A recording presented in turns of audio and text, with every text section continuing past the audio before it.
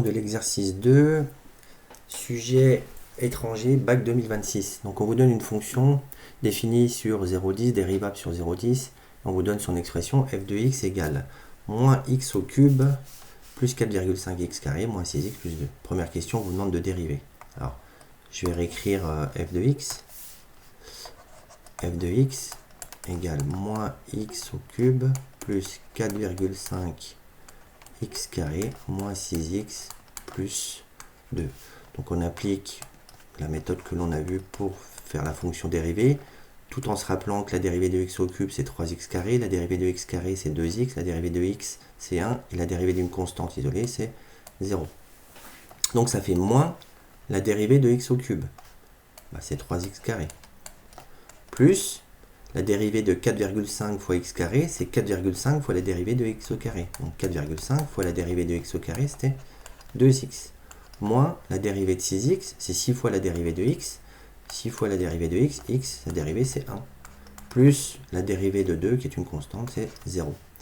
Donc on obtient f' de x égale moins 3x carré plus 9x moins 6.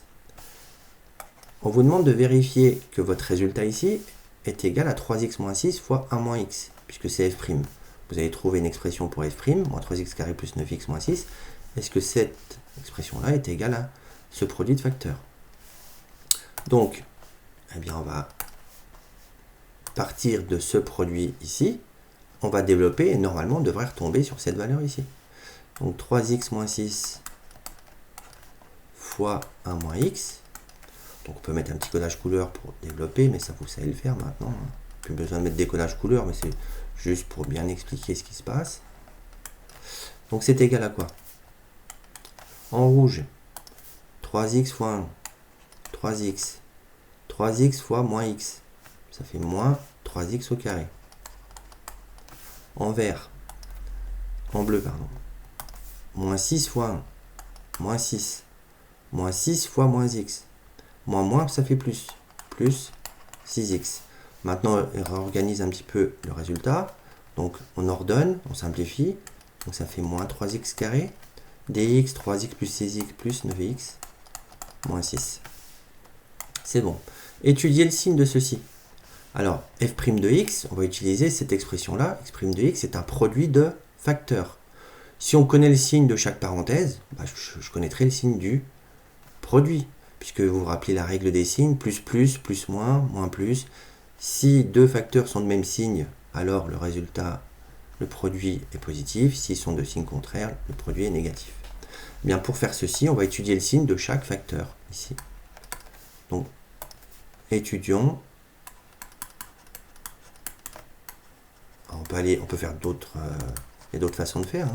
Le signe de 3x moins 6. Premier facteur. Eh bien, par exemple, on peut faire 3x moins 6. Quand est-ce que c'est positif? Si on sait quand est-ce que c'est positif, on saura quand est-ce que c'est négatif. Eh bien, ça, c'est équivalent à 3x supérieur ou égal à 6, qui est encore équivalent à x supérieur ou égal à 2.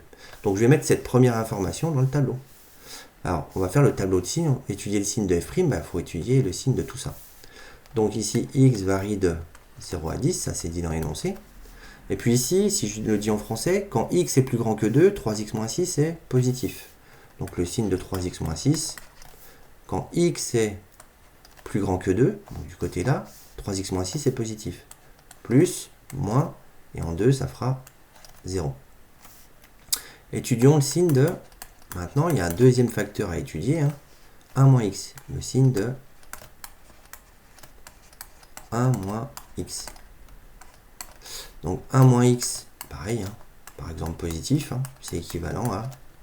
Alors, on peut passer le 1 de l'autre côté, ou le x. X sera plus petit que 1. Donc je vous laisse manipuler ça et vous obtiendrez ceci. Donc il faut le mettre dans le tableau. 1 moins x, il sera de quel signe? Quand x est plus petit que 1, 1 moins x est positif. Donc on va mettre le 1. Donc on est bien sur la ligne du 1 moins x.